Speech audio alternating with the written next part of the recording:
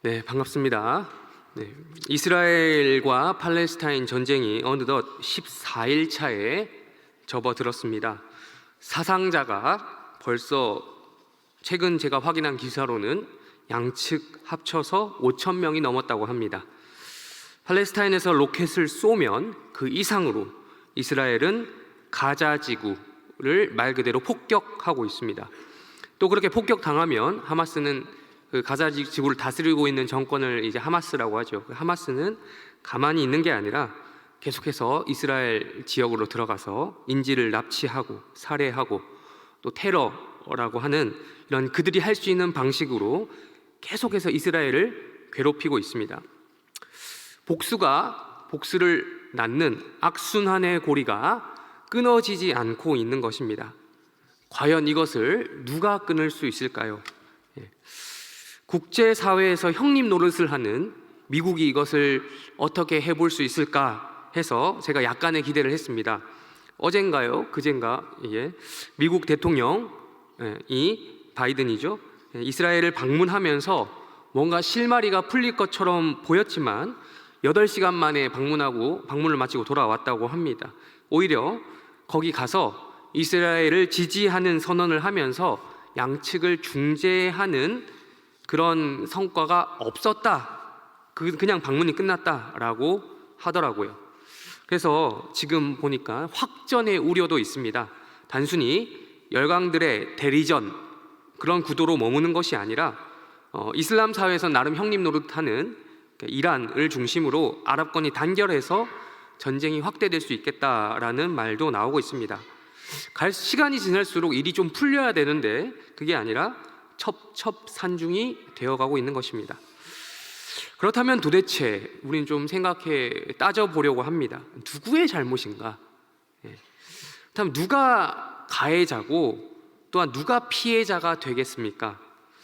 그러니까 며칠이 아니고 이제 이 사건이 있었던 몇 주 전 2023년 10월 7일 토요일 수천 발의 로켓을 날린 그러니까 이번 사태를 유발시킨 하마스의 잘못일까요?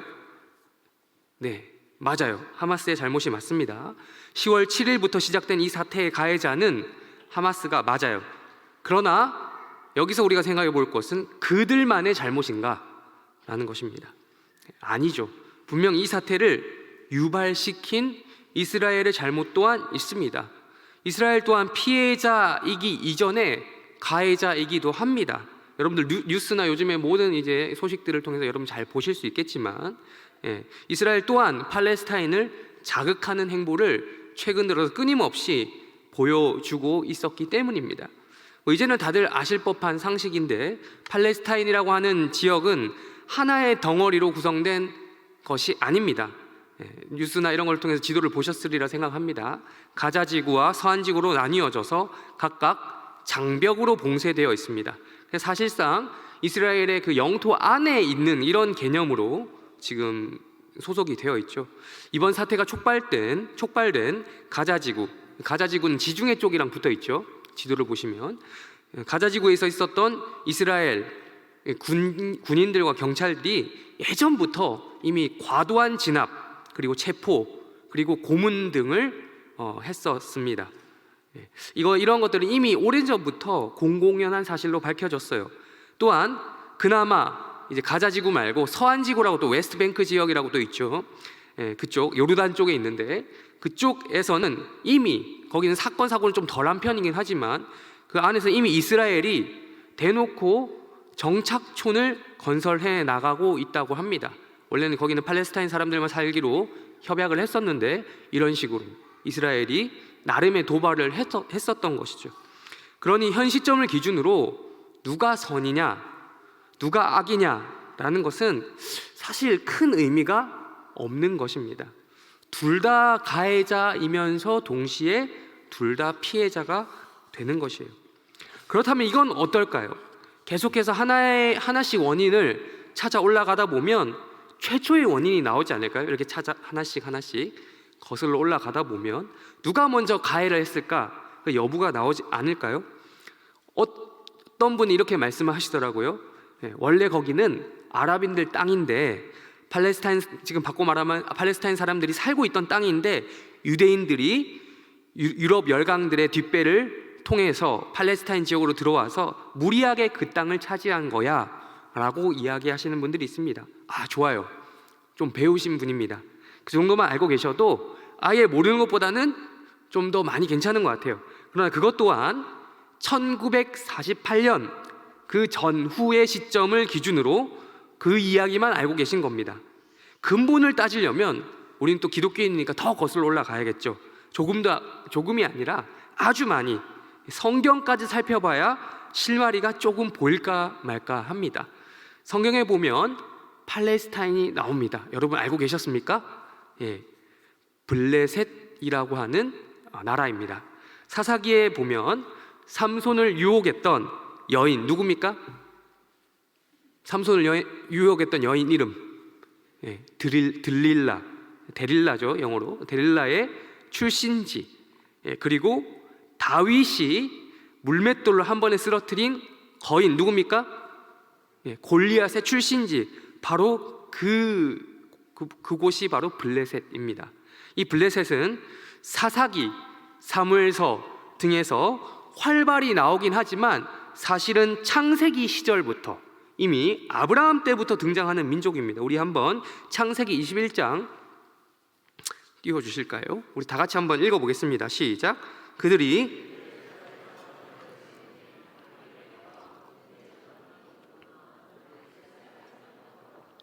아브라함은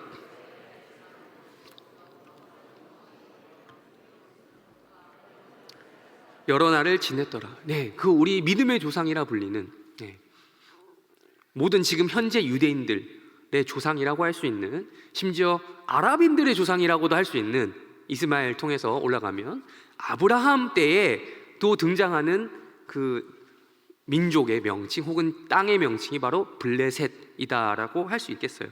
이 둘이 언약을 맺을 정도로 하나의 집단 형태를 가지고 있었다라고 볼 수 있는 것이죠.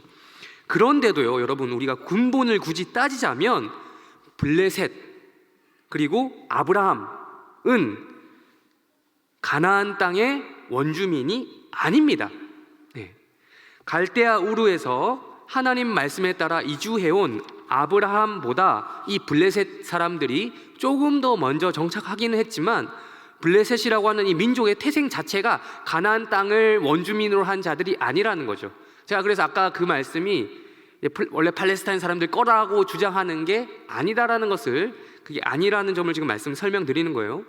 이 블레셋 사람들은 흔히 해양 민족이라고 불리는 이민자들이었습니다.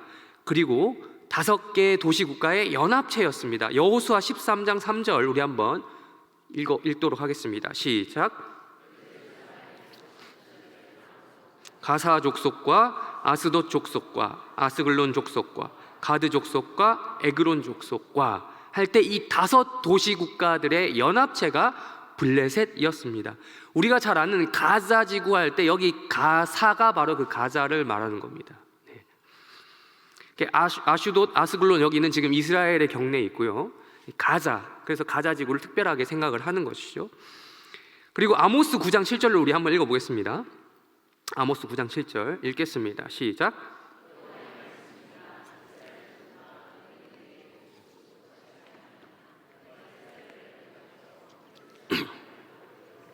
아람 사람을 기르에서 올라오게 하지 아니하였는. 여기 블레셋 민족의 출신지를 말해주고 있습니다. 갑돌, 뭐라고 되어 있습니까? 갑돌? 네, 크레타 섬 아셔요? 지도에 보면, 지중해에 보면 그리스 밑에 좀 큰 섬이 하나 있습니다. 거기가 크레타 섬인데 이 블레셋의 근본을 성경에서는 어디다? 이 갑돌 지역, 크레타 섬이다라고 이야기해주고 있어요. 그러니까 블레셋이라고 하는 민족 자체가 본디 지중해 출신의 해양 민족으로서 지금 기준으로 2023년 기준으로 가자지구 있죠. 그쪽 중심으로 거기를 중심으로 정착했던 5개 도시 국가의 연합체였던 것입니다. 그러니까요, 이스라엘이든 팔레스타인이든 둘 다 이주민의 입장이었다라는 것은 똑같다라는 겁니다. 그래서 그런지 제가 아까 읽었던 창세기 기억하시죠? 창세기 아브라함 이야기에서 처음 등장했을 때는 그래도 그 둘 사이는 그렇게 나쁘지는 않았습니다. 지금처럼 심각하지 않았어요. 언약을 맺는 장면이 나왔죠. 아까 창세기 말씀. 그래서 사이가 그렇게 나쁘지 않았던 것으로 우리가 등장을 하는 것을 볼 수 있어요. 물론 뭐 평화든 간에 뭐 외교를 맺을 때 다 힘이 어느 정도 받쳐져야 이제 그게 가능하겠죠. 아브라함에게 분명한 하나님의 도우심이 있었기 때문에 이 블레셋 입장에서는 먼저 아비멜렉이라고 하는 그 왕이 아브라함에게 접근해서 하나님이 너를 도우시는 것을 내가 봤더니 내가 너와 언약을 맺어야겠다라는 식으로 성경에서 이야기하고 있습니다. 그런데 이런 식으로 참 제가 지금 굳이 이런 말을 했는데 이런 식으로 진짜 그 땅의 원주인을 가리는 것만큼 어리석은 시도는 없어요. 두 가지로 정리를 하겠는데요. 첫 번째, 성경 시대 때 블레셋을 지금 팔레스타인과 똑같이 동일시할 수 없어요. 수천 년의 역사가 흐르면서 지금 팔레스타인이라고 하는 나라는 명칭만 계승하고 있어요.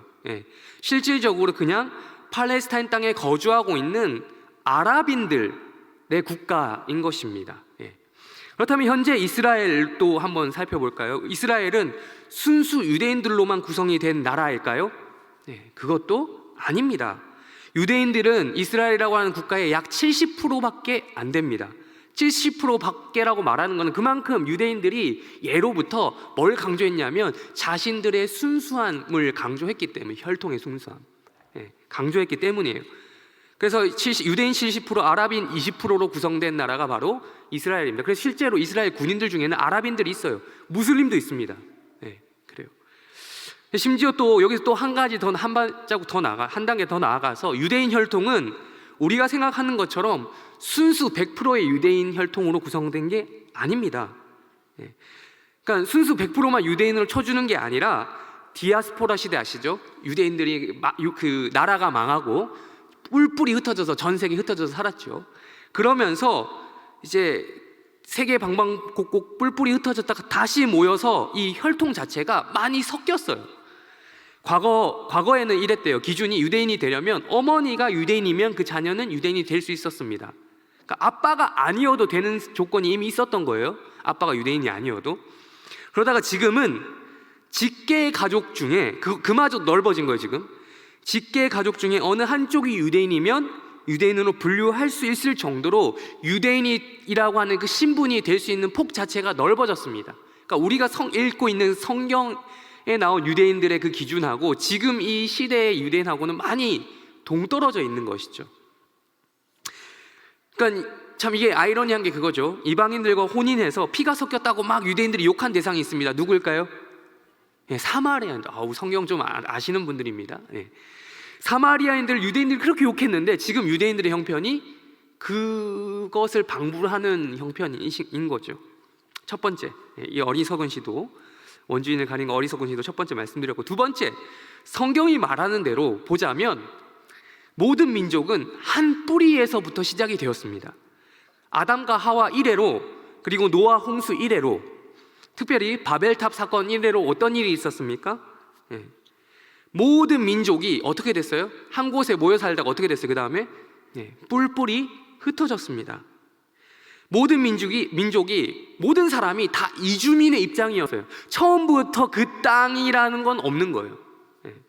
처음부터 그 어느 누구도 이 땅 내 땅이야 라고 말할 수 있는 자격을 가진 사람은 없는 겁니다. 근거가 없는 거죠. 원래가 없다라는 거예요. 원래 내 땅이야 라는 말 자체가 성립이 안 되는 거죠. 이런 상황 속에서 그냥 거기에 차지해서 뭐 힘으로 뺐든 어떤 방식으로 뭐 돈 주고 사든 어떤 방식이든 거기를 살고 있으면 지 땅인 거예요. 그래서 모든 땅의 소유주를 굳이 따져보자면 뭐 성경에서 뿐만 아니라 상식적으로 봐도 그 땅을 창조하신 하나님이다 라고 밖에 설명할 수 없는 것이죠. 그 땅을 만든 조물주의 것인 거예요. 그래서 그 유대인들도요, 자신들이 팔레스타인 지역으로 복귀해서 살고 있다라는 그것의 정당성을 나름 주장하는 데는 다 이런 식으로 이유를 붙이는 것입니다. 출애굽기 19장 5장 6절도 우리 한번 띄워주시겠습니다. 읽겠습니다. 시작.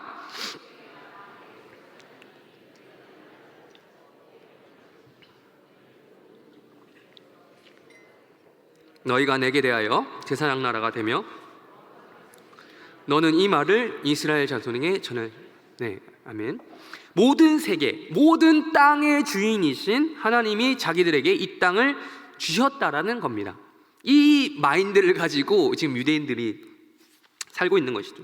그래서 1000년 이상의 공백을 깨고 돌아와서 지금 소유권을 주장하고 있는 거예요. 1000년의 기간 동안 누가 다스렸을까요? 1000년의 그 유대인들이 들어오기 전까지 단적으로 여러 민족이 있었겠지만 단적으로 말씀드리자면 이슬람 교도들이 다스리고 있었습니다. 1000년이 넘는 기간 동안 이슬람 왕조가 이어졌고, 이들이 찾기 전까지만 해도 오스만 투르크라고 해서 지금의 터키죠.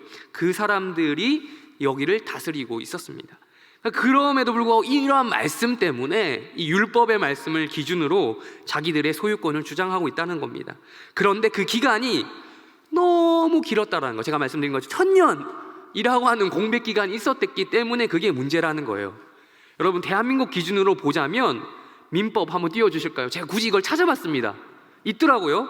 민법 제245조 점유로 인한 부동산 소유권의 취득기간 한번 읽어주십시오. 시작. 20년간.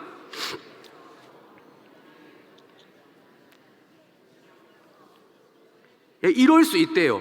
이럴 수 있대요. 물론 여기에는 구체적으로 어떤 판례나 이 붙는 해석에 따라 다를 수 있는 부분을 전 거기까지는 확인을 못했는데, 아무튼 이것만 그대로 읽어보면 20년 동안 내 땅이다라고 주장하지 않는다면, 그 땅을 자기가 20년 동안 또 어떤 사람이 점유하고 있다면 등기만라고 하는 과정만 거치면 내 땅 할 수 있다라는 거죠. 근데 이스라엘 민족은 몇 년이나 비웠다고요? 대략 1000년 동안 그 땅을 비웠다고요. 이건 물론 이건 또 대한민국 민법의 기준이죠. 민법 기준인데 아무튼 이렇다는 겁니다. 유대인들은 이렇게 생각을 했을까요? 아닌 거예요. 유대인들은 이런 법도 적용이 안 되지만 그렇게 생각을 안 한 거예요. 그들이 이제 여기 보면 평온하게, 공연하게 이걸 인정 안 하는 거죠. 자기들은 한 번이라도, 한시라도 그 땅을 우리 땅이 아니라고 생각해 본 적이 있다 없다? 없다라는 거예요. 한시를 우리 땅 아니라고 생각해 본 적이 없다라는 거예요. 법적으로 우리가 가서 거기 살 수 없고 거기서 이렇게 할 수 없어서 그렇지 마음만은 늘 거기는 우리 땅이다라고 주장했다라고 항변하는 것이죠. 조상 아브라함, 이삭, 야곱에게 약속하신 그 약속의 땅이기 때문에 가나안 땅에 입성하는 것을 출애굽 당시에 백성들 이상으로 자기들은 원했다라고 주장할 수 있겠죠. 끊임없이 그 땅을 다시 차지하고 싶었지만 힘이 없어서 그간 흩어져서 살 수밖에 없었기 때문에 라고 주장을 하겠죠. 그리고 나서 1948년이 되어서야 힘을 내서 다시 돌아와 불완전하지만 나라를 세울 수 있었다라는 식으로 말을 하겠죠. 그러니까요. 이 땅 누구 거냐?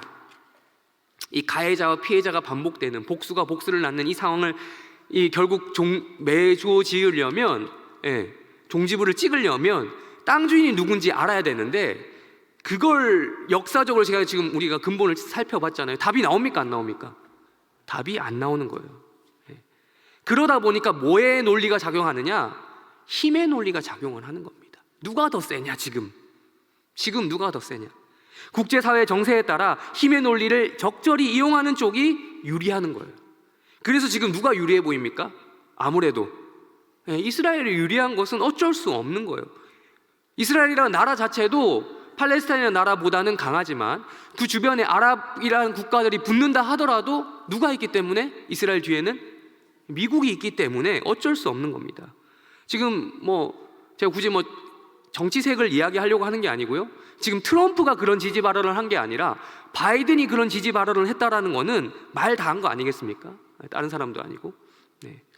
결국 이 문제에 있어서 절대선이 혹은 절대악은 없다라는 거예요. 없다.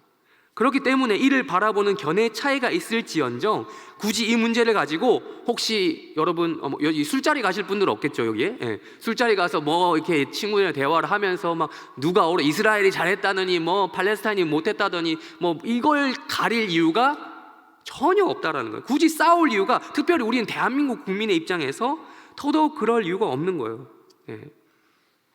슬픈 현실이지만 여기에는 옳고 그름은 없습니다. 없고 무엇이 우리에게 더 득이 되는가, 실이 되는가 밖에는 없는 것입니다. 사실 전쟁의 아픔을 겪는 분들에게는 정말 그 당사자들에게 정말 미안한 말이지만, 저 개인적으로는 당장에 뭐가 걱정이 되냐면, 야, 기름값 또 오르겠네. 예. 자동차 기름 넣는 것뿐만 아니라 유류비가 오르면 못 올라요. 자연스럽게 물가가 다 오르죠. 우리나라는 그 영향을 절대적으로 받고 있잖아요. 예전에 제가 태어나기 전 이야기입니다만 우리나라가 크게 힘든 적이 있었대요. 실제로 중동 가운데 이스라엘과 중동이 전쟁하면 70년대 때 오일 쇼크, 우리 어르신들 기억하실 겁니다. 그때 기름값이 많이 올라서 힘들었다라고 하더라고요. 그럼 또 마찬가지로 우리도 지금 이런 영향을 이런 식으로는 받는 것이겠죠. 그런데 있잖아요, 이런 식으로 진짜 하다 보면 지금 물가 오르는 수준을 훨씬 넘어서는 고통이 우리에게도 찾아올 수 있다라는 생각도 하게 됩니다. 여기에 진짜 아까 제가 처음에 말씀드렸던 대로 여러 나라들이 붙기 시작하면, 끼어들기 시작하면 골치 아파지는 것 이상인 거예요. 뭐 아까 말씀드린 이란이라고 하는 아랍 세계 내가 대장이다라고 하는 이란이라고 하는 나라가 끼어들고, 그런 아랍 국가들이 끼어들면서 거기에 뭐 심지어 러시아도 끼어들고, 뭐 지금 끼어들 새가 없는 것처럼 보이지만 중국도 끼어들고, 여기 그러다가 북한도 끼어들고 이러면은 도미노식으로 연쇄작용이 일어나면 어떻게 됩니까? 말 그대로 세계 3차 대전이, 제3차 세계대전이 일어날 수도 있겠다는 생각을 지울 수가 없어요. 그러니까 이렇게 하다 보면 이제는 더 이상의 가해자도, 1차 세계대전이 그랬고 2차 세계대전도 그랬죠. 거기에 누가 가해를 먼저 했는가? 물론 사건의 발단은 있지만 누구 한 어떤 뭐 그룹만 잘못했다라고 할 수 없는 요소들이 많이 끼어 있지 않습니까? 더 이상의 가해자도 피해자도 의미가 없게 되는 이 상황 속에서 누군가는 이 복수의 저주를 끊지 않으면 안 되는 거예요. 이렇게 될 가능성이 있을까요? 제가 볼 때는 조만간은 없어 보이는 겁니다. 보이는 거죠. 또 이것을 우리에게 한번 적용시켜 볼까요? 우리의 상황. 굳이 뭐 국제정세까지 안 가더라도 돌아보면 우리의 일상을 속에서도 이러한 상황이 무관하지 않기 때문에 좀 적용시키려고 하자는 거죠. 우리도 보면요, 누구하고 싸우고 있습니다. 싸웁니다. 싸운다는 말이 꼭 칼을 들고 총을 들고 로켓을 쏴야, 총을 쏴야 이게 싸움이 아니죠. 우리가 살아가는 모든 세상 속에서 누군가하고는 싸우는 일들이, 감정선을 타고 있든 뭘 하든 간에 싸우는 일들이 일어납니다. 뭐 이게 극화되면 싸움이 되는 것이죠. 부부 싸움, 또 싸움이죠. 자식과의 그런 갈등, 불화도 싸움이죠. 일종의 직장 내 동료와 혹시 상사와 부하의 관계, 이런 것도 갈등이 되고 싸움이 일어날 수 있습니다. 교회 안에서도 그런 일들이 있을 수 있어요. 성도 간의 분쟁 등. 사람 사는 데가 있는 곳에는 다 싸움이 있습니다. 다들 잘나셔서, 이런 말씀 드리면 미안하지만 천상천하 유아독존이기 때문에, 다들 잘났기 때문에 자기가 기준이다 보니 내 기준과 남의 기준이 다르면 마음에 불편함이 생기고 그게 극화되면 싸움으로 번질 수밖에 없는 것이죠. 물론 교양 있는 사람들은 싸움으로까지 끌고 가진 않지만 어쨌든 그것 때문에 불편한 마음이 들고 마음이 어려움이 생기는 것은 어쩔 수 없습니다. 그렇다고 이 세상을 포기하고 속세를 포기하고 저기 자연인이다 들어가시겠습니까? 아니죠. 그럴 수는 없는 거예요. 그러면서 이런 팔레스타인 얘기를 굳이 제가 했는데, 이런 말씀 들으면 속으로 이런 생각을 하신 분 있을지도 몰라요. 목사님, 팔레스타인까지 갈 필요도 없어요. 여기가 팔레스타인이에요. 내 마음이 라고 말씀하시는 분이 있으실지도 모르겠습니다. 그래요. 싸움을 처음 시작할 때는요, 혹은 싸움이 아니더라도 어떤 갈등이 시작될 때는 다들 자기가 옳다고 시작하기 때문에 생각하기 때문에 그게 시작이 되는 거예요. 그런 마음이 없으면 시작도 안 합니다. 시작도. 그렇기 때문에 다 본인은 피해자가 되는 거죠. 과실 범위는 나름 사람마다 인정 범위가 다를 수 있겠지만 그래도 스스로에게 정당성만큼은 100% 부여하는 거예요. 나는 싸워도 돼. 난 지금 싸울 만한 정당성이 부여돼 있어 라고 하는 거죠. 상대가 나에게 한 가해가 부당하다라고 생각을 하는 것이죠. 그렇게 본격적으로 싸우다 보면 이게 격해지게 됩니다. 우리 성경의 말씀에 보면 눈에는 눈, 이에는 이, 이런 말씀이 있죠. 이런 정도가 아니라 눈에는 뭐가 붙게 되냐면 눈 플러스 코, 입이 더 붙게 되는 거예요. 그리고 이에는 이가 아니라 입술도 붙고 잇몸도 붙고 혀까지 다 피 터지도록 싸우는 겁니다. 복수는 늘 보면 더 큰 복수를 낳게 되어 있어요. 성경 말씀에서 하나님께서 모세에게 눈에는 눈, 이에는 이라고 했을 때 진짜 복수하라고 적극적으로 권면하셔서 그 말씀을 주셨습니까? 아니죠. 딱 거기까지만 하라. 말 그대로 피해와 가해의 그 범주를 동일하게 주라 라고 그 말씀을 주신 건데, 최소한 이 정도는 하라가 아니라, 적극적으로 하라가 아니라 그걸 막기 위한, 더 큰 그런 악함을 막기 위한 의도로서 하나님이 이 말씀을 주셨는데, 사람들은 눈에는 눈, 이에는 이 하면서 이런 걸 붙인다는 말이에요. 복수는 더 큰 복수를 낳는 것이죠. 그런데 그렇게 한참 싸우다 보면 결국 이런 생각이 듭니다. 나중에 한참 싸우다 보면 도대체 왜 싸우기 시작했지? 이유를 까먹어버린 거예요. 그 정도로 싸워보신 적 여러분 없으십니까? 모두가 가해자면서 모두가 피해자인 싸움. 그러니까 팔레스타인이 거기 있는 게 아니라 여기 가운데도 있을 수 있는 거죠.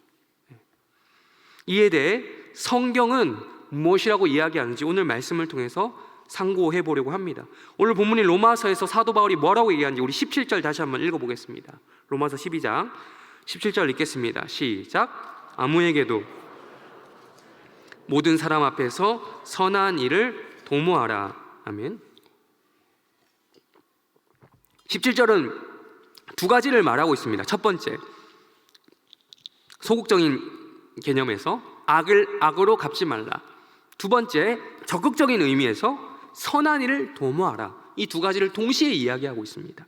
이것은 우리의 본성을 거스르는 말입니다. 우리는 악을 악으로 갚아야 한다고 본성에 내장이 되어 있습니다. 이건 뭐 다른 거 갈 필요 없고 저 개인적인 생각만 해봐도, 축구를 제가 매우 좋아한다고 종종 말씀, 축구만 봐도 그래요. 상대가 매너 없이 나오면, 심지어 강한 파울이 들어오면 가만히 있으면 될까요? 안 될까요? 안 되죠. 여러분 축구 여러분 하지 않더라도 우리나라 대한민국 국가대표 뭐 월드컵 경기가 있다 칩시다. 상대가 강하게 태클이 들어왔어요. 그럼 가만히 보고 아이고 안 됐다 이렇게 하고 넘어갑니까? 정말 이기고 싶은 마음이 있는 사람들은, 우리나라 이겼으면 좋겠다는 사람들은 똑같이 해줘야지. 왜 심판 저걸 안 불어? 뭐 이렇게 따지잖아요. 그렇단 말이에요. 그냥 파울을 얘기하는 게 아니에요. 축구하다 보면 파울이 일어난 거는 일상 다반사인데, 근데 딱 파울이 저걸 보면 아, 저건 진짜 악의적으로 들어왔다. 저건 진짜 다치게 하려고, 부상을 유발시키려고 하는 그런 플레이다라는 것을 속칭 담그러 들어간다 라는 표현을 할 때가 있습니다. 그때 가만히 있으면 안 된다라는, 그때 가만히 있으면 진짜 가만히로 본다 라는 말이 딱 요때 쓰는 말이에요. 강하게 태클이 들어오면 똑같이 팀 사기를 떨어뜨리지 않기 위해서라도 어떻게 해야 되냐면 보복 태클이 들어가줘야 돼요. 그게 인지상정이다라고 이야기를 합니다. 문제는요 이거예요. 인간끼리 하다 보니까 10의 피해를 받으면 고스란히 10의 피해를 돌려주면 둘 다 그래 쌤쌤 하고 끝날 텐데, 그게 아니라 조절해서 해도 10의 피해를 되돌려 주는 게 아니라 20, 30 이렇게 가중이 된다는 거죠. 가중이 된다. 거기에 인간이다 보니까 감정까지 실리면 이 문제는 더 심각해지는 거예요. 이건 프로에 해당되는 얘기가만은 아니에요. 우리 아마추어 축구 하는 분들도 이런 얘기를 가끔씩 볼 수 있습니다. 그런데 바울이 이것을 누구에게 적용시켜야 된다고 말씀하고 있는지 볼 필요가 있어요. 17절에 말했던 이 두 가지를 누구에게 적용시키고 있습니까? 10절 앞부분, 누구에게도? 아무에게도. 그 대상이 누구든지 간에 악을 악으로 갚지 말라는 것입니다. 여기도 반대로 아무에게나, 모든 사람 앞에라고 적혔죠. 모든 사람 앞에, 아무에게 똑같은 말입니다. 무엇을 하라는 겁니까? 선한 일을 도모하라, 적극적으로 도모하라는 겁니다. 여러분, 말이 쉽지 이게 가능한 이야기입니까? 가까운 사람을 이야기하는 게 아니에요. 친한 사람, 내 지인, 내 가족, 심지어 내 지인, 내 가족한테도 사실 쉽지 않죠. 내 가족이 나한테 뭐라고 하면 똑같이 한단 말이죠. 근데 아무에게나래요. 모든 사람에게. 정말 쉽지 않은 이야기입니다. 그래서 우리가 로마서 12장 전체를 쭉 한번, 성경 찾으신 분 한번 쭉 한번 훑어보셔요. 훑어보면 한 가지 특이한 걸 발견할 수 있는데, 주로 바울이 하는 메시지의 대상은 로마 교회 사람들이에요.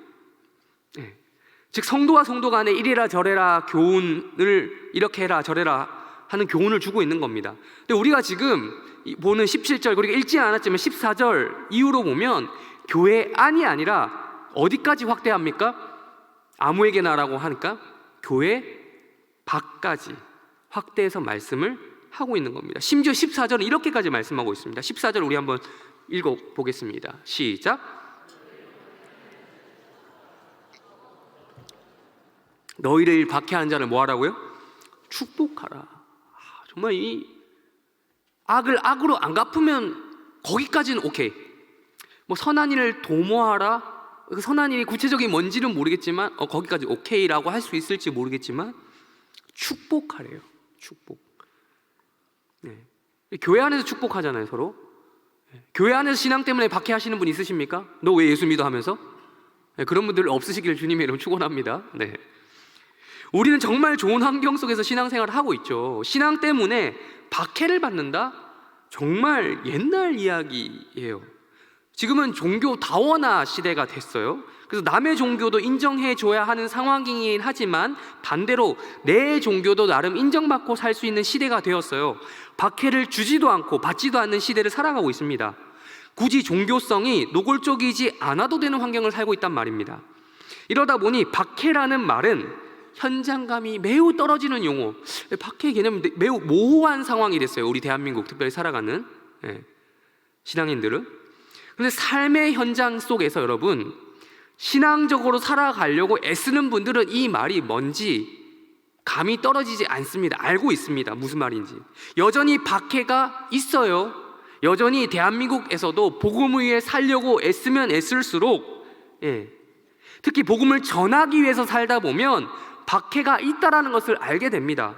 박해하는 사람이 있고 받는 사람이 있다라는 거죠. 이것이 이스라엘이나 팔레스타인 같은 지역, 뭐 전쟁 이야기지만 그런 지역에 가면 더욱더 노골적으로 다가온다라는 것입니다. 여러분 참고로 그 기독교인은 거기 이스라엘 팔레스타인 그 어떤 진영에서도 환영을 받지 못하니까 어디 한편 되지 마세요. 어쩌면 이 박해란 말은 너무 거창한 말일지도 모르겠습니다. 밖에까지 가지 않더라도 그저 우리를 괴롭히고 힘들게 하는 사람들을 어떻게 대처하는지 우리 자신의 모습을 돌아보면 돼요. 그들을 안 미워하면 다행 아닙니까? 안 미워하면 내가 당한 것만큼 복수 해코지 안 하면 다행이죠. 그런데 성경은 미워하지 말라라는 이야기를 안 해요. 뭐라고 합니까? 축복하라라고 합니다. 축복하라.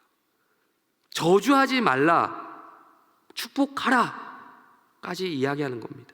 여러분을 향해서 끊임없이 직장이나 교회에서 여러분을 향해 뒷담화를 하는 사람이 있다고 칩시다. 그 사람을 향해 축복해 줄 수 있겠습니까? 저는 그 사람을 저한테 만약 그런 사람이 있다면 저주는 안 할지라도 적어도 나는 그런 사람이 아니라고 해명하고 다니기에 바쁠 것 같아요. 난 그런 사람 아니라고. 근데 성경은요, 뭐 그런 걸 얘기하는 게 아니라 축복하라고 합니다. 복음과 상관없는 상황을 예를 들어 평상시라고 하고 복음과 상관 있는 상황을 전시라고 한다면 평시에도 여러분 축복이 안 되는데 전쟁시에 그런 게 되겠습니까? 밖에까지 가지 않더라도 우리를 괴롭힌 자에게 복수하지 않는 것을 넘어서 축복을 한다는 것 정말 어려운 일입니다.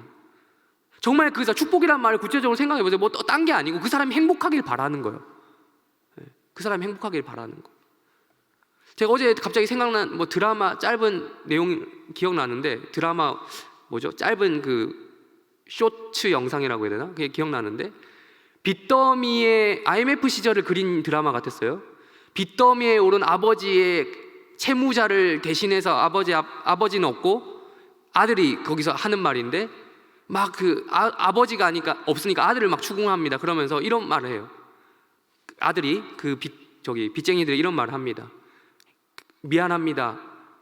다시는 행복하지 않을게요. 이런 말을 하더라고요. 행복하지 않을게요. 그러니까 너는 행복할 자격도 없다라는 거죠. 자기는 그런 행복할 자격도 없다라는 거죠. 근데 정말 나를 그렇게 저주하고 나를 박해하고 이런 사람이 잘 되기를 정말 원하십니까? 복을 받기를 원하세요? 뭐 단적으로 내가 버는 돈보다 그 사람이 돈을 더 많이 벌기를 원하십니까? 나보다 승진이 빠르기를 원하세요? 예. 원한이 없는 사람도 그런 경우를 보면 배가 아픈데, 원수 같은 그 인간이 그렇게 되기를 원하고 바라는 마음, 그건요 우리의 죄인이라고 하는 본성, 그 관성의 법칙인데, 그걸 거슬려도 한참 거스르는 일입니다. 말도 안 되는 이 일을 위해서 왜 바울은 이렇게까지 이야기하고 있어요? 무엇을 위해서? 네. 무엇을 위해서? 생각해보면 박해라고 하는 개념은 기독교에만 한정된 이야기가 아니에요. 네. 지금 우리나라 나름 전통 종교라 불리는 것 중에 하나가 불교인데, 불교도 처음 우리나라 들어올 때, 수입될 때 박해받았던 거 아시죠? 뭐 신라시대 때 이차돈 순교 이야기 들어보셨을 겁니다. 목을 잘랐는데 흰 피가 나왔다, 우유빛과 같은 피가 나왔다, 뭐 이런 얘기 들어보셨을 겁니다. 그리고 조선시대 때 숭유억불이라고 해서 불교를 억제하는, 유교를 숭상하고 불교를 억제하는 그런 불교를 천시했던 정책을 했던 그 이야기도 들어보셨을 겁니다. 종교라고 하는 것 자체가 나름의 이념인 거잖아요. 종교라고 하는 이념 자체가 배타성을 띠고 있기 때문에 모든 사람에게 환영을 받는 그런 대중성하고는 거리가 있거든요. 그래서 종교만큼 이 찬반이 확연하게, 종교성이 강하면 강할수록 찬반이 확연하게 갈리는 영역이 드물어요.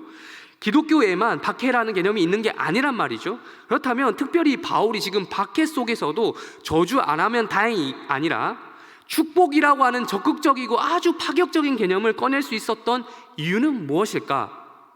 라는 것이죠.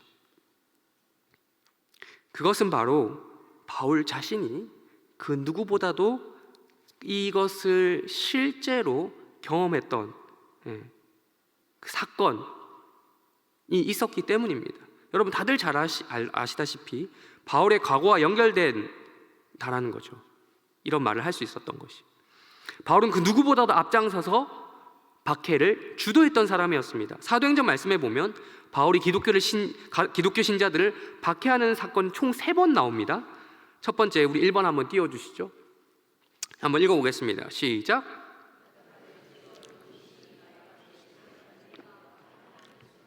네, 첫 번째는 이 사도 바울이 전에 사울 시절이죠. 사울 시절에 박해를 하다가 예수님을 만나는 장면이에요. 두 번째 한번 읽어보겠습니다. 시작.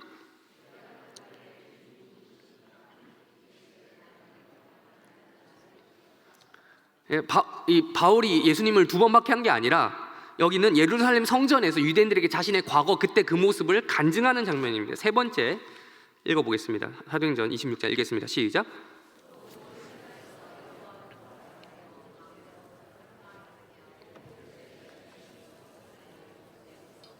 내가 대답하되, 15절 읽겠습니다. 시작.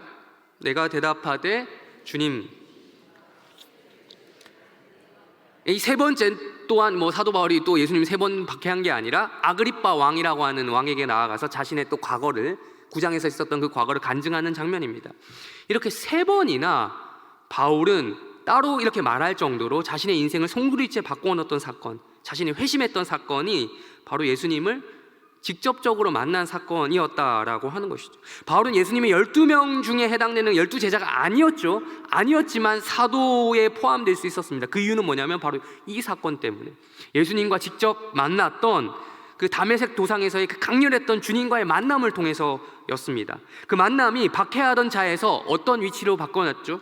박해하던 자에서 박해를 받는 위치로 자신을 바꿔놓았습니다. 사도행전 9장에서 예수님을 박해했던 바울은 박해 22장과 26장에서 우리가 읽었던 것처럼 박해 받는 사람의 입장에서 예수님을 변호하는 입장이 되었던 겁니다. 그렇게 이 바울의 회심은 그의 인생을 송두리째 바꿔놓았습니다. 기독교 신앙이란 건 이런 거예요. 회심한 자들의 특징은 이런 것입니다. 자신을 박해하려는 자들, 아니 실제적으로 지금 박해하려고 하는 자들뿐만 아니라 실제적으로 지금 자기를 박해하고 있는 자들을 향해서 축복하는 겁니다. 축복하는 것. 그저 축복하는 마음만 먹지 속으로만 생각하지, 이런 정도를 넘어서서 진짜 잘 되기를 바라는 것이에요. 복을 빌어주는 거예요. 그게 축복입니다. 꼭 전도의 목적이 아니더라도, 내가 저 사람 교회 데리고 와서 내 전도 실적 쌓아야지, 그런 목적이 아니라 그냥 그 사람이 잘 되기를 바라는 것. 물론 그거 가운데 궁극적인 그 결과 가운데, 목표 가운데 그 사람이 예수 믿는 게 진짜 잘 되는 거니까 그러기 바라는 마음도 있겠죠. 전도하는 마음이 있다면. 그런 복을 빌어주는 거. 그럼 그게 가능할까요? 네. 사실 제가 이 말씀을 드리지만 제가 참 이 설교를 적으면서도 제 자신이 참 가증스럽더라고요. 저 자신도 참 부끄러워서 이런 말을 참 잘 하기가 참 불편합니다. 말씀이 이렇게 말하고 있으니까 제가 말하겠는데, 설교라고 하고 있는데 이 말씀 앞에 저도 참 부끄럽게 짝이 없습니다. 그런 저의 연약함에도 불구하고, 그러한 여러분들, 저나 여러분과 별 차이가 없다고 생각해요. 여러분의 그러한 연약함에도 불구하고 우리는 해야 한다는 거예요. 성경은 지금 불가능한 이야기를, 하지도 못할 그 이야기를 잔뜩 적어놓은 지침서가 아닙니다. 그저 인간이니까 마땅히 그래야 된다는 식의 당위적인 이야기만 가득 적어놓은 윤리교과서가 아닙니다.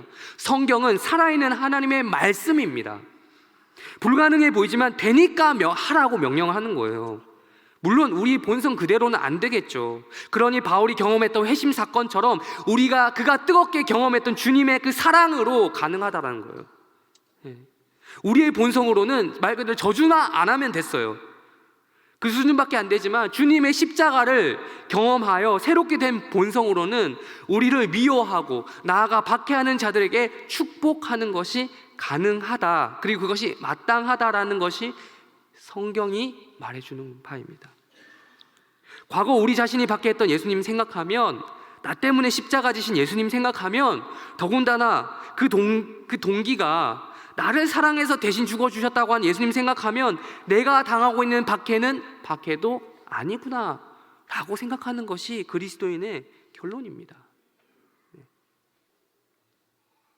옛날에 아무것도 모르고 예수님을 핍박했던, 예수님을 거부했던 내 모습이 떠오르게 되면서 축복하게 된다는 거예요. 이걸 모르고 사는 기독교인이 있나요? 저는 없다고 봅니다. 여기 계신 모든 분들이 제가 말씀드리는 이 부분을 잘 이미 이해하시는 거라고 생각을 합니다. 지금 이 자리에 앉아 계신 분들이 하나님 사랑, 이웃 사랑이라고 하는 가장 성경의 기초적이고도 완성의 교리를 모르시는 분들이 없으리라고 생각을 해요. 그러나 이게요, 날마다 우리에게 새롭지 않으면 실현이 안 되는 거예요. 실현. 우리는 어쩌면 지금도 바울이 가졌던 그 옛 모습으로 살아가고 있는 건지도 모르겠습니다. 사울 시절의 그 모습. 박해를 받는 자의 위치에 서 있어야 되는데 아직도 박해를 하는 사람의 입장에 서서 복수를 곱씹으면서 살아가는 그 불신자와 별 다를 바 없는 인생을 살아가고 있는 거예요. 혹시나 이 중에 아직도 예수님께서 사도행전 9장에서 말씀하셨던 나는 네가 박해하는 예수라에 머물고 계신 분 계십니까? 어서 빨리 로마서 12장 14절로 넘어오시기를 축원합니다. 너희를 박해하는 자를 축복하라로 넘어오시기를 축원합니다. 우리 밑에 18절도 다시 한번 읽어보겠습니다. 18절 읽겠습니다. 시작. 다시 18절로 넘어오면 이런 말씀을 합니다. 모든 사람과 더불어서 화목하라. 근데 바울은 되게 현실적이에요. 그렇지만 현실을 놓치지 않아요. 현실을 잘 알고 있습니다. 모든 사람과 화목하라고 하는 조건을 달고 있습니다. 앞에 뭐라고요? 할 수 있거든. 그래, 우리는 세상에서 만나는 모든 사람과 화목할 수는 없습니다. 내가 아무리 화목하고 싶어도 그 사람이 도망가 버리면 어떡해요? 할 수 없잖아요. 그렇지만 여기서 또 핑계 댈 수 없는 게 있죠. 뭡니까? 어떻게 해라? 최선을 다해서 너 입장에서는 어떻게 해라? 화목하도록 노력하라 라는 것입니다. 우리는 세상에서 만나는 모든 사람과 화목할 수는 없습니다. 주변에 우리 불편한 사람 얼마나 많아요. 물론 이 중에 저를 불편해하시는 분이 있다면 어쩔 수 없어요. 죄송합니다. 그런데 여러분도 마찬가지, 여러분 주변에도 여러분을 불편해하는 사람이 있을 수 있고 우리도 우리가 불편해하게 생각하는 사람들이 있어요. 근데 어른들이 참, 어른이 된다는 게 참 무섭다라는 게 그런 거예요. 애들은 이런 걸 그냥 피하거든요. 근데 어른들은 이걸 피하지 않아요. 왜냐하면 먹고 살아야 되니까. 피하질 않아요. 아무렇지도 않게 이런 상황을 견뎌낼 수 있는 힘과 능력을 가지게 되는 게 어른이 된다라는 것 같아요. 근데 어린 친구들은 이게 힘들죠. 이걸 성숙의 지표로 삼는 것이 좀 서글프긴 하지만 아무튼 세상이라는 게 꼭 자기가 좋아하는 사람하고만 어울릴 수는 없습니다. 그럼에도 성경의 원칙은 이러합니다. 할 수 있거든. 모든 사람과 더불어 화목하라. 기독교인이든 아니든 모든 사람에 해당되는 겁니다. 화목이라는 말이 좀 바꿔 말하면 평화죠. 평화. 이스라엘 사람들이 인사 어떻게 하죠? 샬롬, 샬롬. 샬롬은 평화라는 뜻이죠. 피스. 재미있게도 아랍어도 인사할 때 뭐라고 하죠? 아랍어 인사 아십니까? 살람. 아살라무 알레이쿰 뭐 이거 들어보셨죠? 예, 살람, 그게 아살람이에요. 살람. 샬롬 똑같은 말입니다. 그 아랍어나 이 히브리어나 거의 다 비슷해요. 똑같다고는 할 수 없지만 비슷합니다. 예, 평화라는 뜻이에요. 여러분, 예루살렘 거기 유대교, 기독교, 이슬람교, 그러니까 기독교도 심지어 가톨릭이랑 개신교로 나누면 세계 4대 종교의 성지라 불리는 대표적인 분쟁 지역 예루살렘 할 때 그 살렘이 바로 평화라는 뜻 아니겠습니까? 되게 아이러니하죠? 평화가 없는 곳인데 거기서 맨날 테러 일어나고 그러는데 거기를 평화라고 하는 이름이 들어가니까, 그러니까 평화가 없는 곳에서 평화를 외치는 형국입니다. 바울도 이걸 알았습니다. 자신만 원한다고 해서, 자기 한쪽만 원한다고 해서 평화가 이루어지는 것은 아니다. 상대도 이것에 응할 수 있어야 된다. 협조해야 된다. 그러니까 평화라는 것은 일방적인 게 아닌 것이죠. 쌍방간에 이루어지는 겁니다. 그래서 바울은 최소한 이걸 듣는, 이 말씀을 듣는 너희만이라도 이렇게 하라고 말씀하고 있는 거예요. 할 수 있거든. 이것은 우리 성도들이 가져야 할 최소한의 의무입니다. 모든 사람과 더불어 평화롭게 지내도록 노력해야 됩니다. 물론 아까 말씀드렸지만 내가 노력한다고 해서 모든 것이 평화로운 결과를 보장하진 않지만, 그럼에도 우리의 책임을 다해야 하는 것이 하나님의 뜻이죠. 십자가 사랑으로 구원받은 사람이 해야 될 최소한의 노력이다라는 겁니다. 이어서 바울은 이렇게 이야기합니다. 19절 20절 읽겠습니다. 19절 20절 읽겠습니다. 시작. 진노하심에 맡기라. 기록되었으되 갚으리라고 주께서 말씀하시니라. 내 원수가 이러므로 내가 숯불을 그 머리에 써. 자, 원수를 뭐 하지 말라고요? 친히 갚지 말라. 누구에게 맡기라고요? 하나님께 맡겨라. 원수 갚는 것이 누구에 있다? 누구에게 있다? 하나님께 있다. 이 말씀은 신명기 구약 율법에 나온 말씀입니다. 구약 율법 신명기 32장 25절 말씀을 인용해서 바울이 지금 이걸 쓰고 있는 건데, 이 부분을 영어로 보면 좀 더 생생합니다. 영어로 한번 띄워주시겠습니까? 이 대목만. Vengeance is mine. 복수는 누구 거다? 나의 것. 오늘 설교 제목이면서도 동시에 이제 영화 제목이기도 합니다. 혹시 영화 보신 적 있으셔요? 네. 박찬욱 감독, 정말 이 감독은 좀 독특한 감독인데, 이분이 제작한 영화는 좀 많이 그래요. 네. 아시는 분들 아실 겁니다. 네. 이 제목이기도 합니다. 감독 이야기에 따르면 신명기 말씀을 그대로 영화 제목으로 가져왔다고 해요. 네. 그리고 이러한 제목을 가진 영화가 또 세계 곳곳에 또 많이 있어요. 7개인가 8개인가 많이 있더라고요. 네. 잔혹한 복수를 다룬 영화라, 안 그래도 여러분 각박한 세상 속에서 이걸 굳이 볼 이유는 없습니다. 굳이 보진 마세요. 이러면 꼭 보더라고요. 네. 특별히 청소년 관람 불가입니다. 우리 어린이들 보면 안 됩니다. 네, 그만큼 좀 잔인해요. 네, 이 스토리 플롯 자체가 좀 이상합니다. 영화에서는, 그리고 이제 사람들은 그래요. 영화에서도 그러고 사람들은 그래요. 복수를 지가 하려고 그래요. 네, 자기 손으로 하려고 해요. 자기 손으로 복수를 하면서 복수는 나의 것을 외칩니다. 그러나 성경은 이 대사를 누구의 것으로 돌립니까? 네, 하나님의 것. 복수는 하나님의 것이다. 인간이 하는 복수는 무엇 때문에? 아까도 말씀드렸죠. 반드시 또 다른 복수를 낳게 되어 있습니다. 영화에서도 결국은 사건에 관련된 모두가 다 죽어요. 결국은 다 죽습니다. 살아남는 사람이 있긴 있는데 그 영화의 직접적인 관련 인물은 없어요. 다 죽어요. 피해자는 또 다른 피해자를 낳고 가해자는 또 다른 가해자를 낳습니다. 끊임이 없는 거예요. 그럴 수밖에 없는 게, 피해자가 가해자를 잊겠습니까? 가해자는 잊어버릴지를 몰라요. 그렇지만 피해자는 절대 아니에요. 여러분 혹시 어린 시절 한 500원 떼어먹김 당한 적 있으십니까? 500원? 그거 잊지 않고 있어요. 저 오락실 갔다가 빼앗겼던 500원 아직도 기억나거든요. 네. 기도해야겠습니다. 하나님 복수해달라고 오늘. 네. 생각난 김에. 아직도 잊어버려요. 그때 당시 500원 저에게 엄청 큰 돈이었거든요. 500원이면 100원짜리 오락을 5번 할 수 있는 어마어마한 금액인데 빼앗겼던 기억이 있습니다. 초등학교 5학년 때 중학생들 형들. 네. 아무튼 피해자는 잊을 수가 없어요. 가해한 사람 잊어버릴지라도 피해 사람 억울해서라도 안 잊어버려요. 심지어 피해자가 죽잖아요. 그 가해가 심하면 죽을 수도 있죠. 죽어도 그 피해자와 연관된 지인이 또 복수를 하는 거예요. 옛날 무협지에 보면 이런 소재가 단골이었어요. 내 아버지 원수 죽어라 이러면서 등장하잖아요. 다 이유가 있는 겁니다. 와신상담이라고 하는 고사성어도 이런 복수 이야기 때문에 나왔잖아요. 맞아요. 피해자는 절대로 피해를 잊지 않습니다. 가해자가 피해자가 되고 피해자가 가해자 되는 것은 순식간입니다. 이렇게 되다가 보면 이스라엘 팔레스타인 사건처럼, 분쟁처럼 이 복수가 끊이지 않는 저주 구렁텅이로 빠져드는 거예요. 이러한 것들이 거기만 있는 게 아니라 말 그대로 우리 주변에서도 일어날 수 있는 거예요. 그 정도까지는 아니지만, 실제로 로켓을 쏘지는 않지만. 그래서 우리나라 총기 도입하면 안 된다, 미국처럼 우리나라 하면 안 된다라고 하는 이유가, 우리나라 진짜 난리 난, 다 죽는데요 사람들. 차에서 내려서 총 쏘는 사람이 그렇게 많을 거래요. 문제 해결은 고사하고 근본조차 알 수 없는 그런 상황들. 여기에 해결책은 딱 한 가지밖에 없어요. 뭐 불신자들은 인정 안 할지 모르겠지만 우리 신자들만큼 적어도 인정해야 되는 거야. 하나님밖에 없는 겁니다. 여기 하나님이 여기에 개입해 주셔야 되는 거예요. 복수는 나의 것이다 라고 주장하시는 하나님이 우리 가운데 개입해 주셔야 돼요. 특별히 하나님을 신앙하는 우리라고 한다면 더욱더 그래야 되는 거예요. 여러분, 하나님 어떤 분으로 생각하십니까?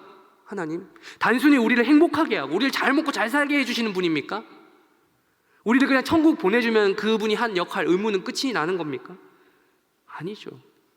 우리의 기쁨, 즐거움 이런 것뿐만 아니라 희노애락 모든 부분에 있어서, 심지어 우리의 슬픔과 아픔과 우리의 그 한탄스러운 저주스러운 그런 상황 속에서도 하나님이 개입하실 수 있다고요.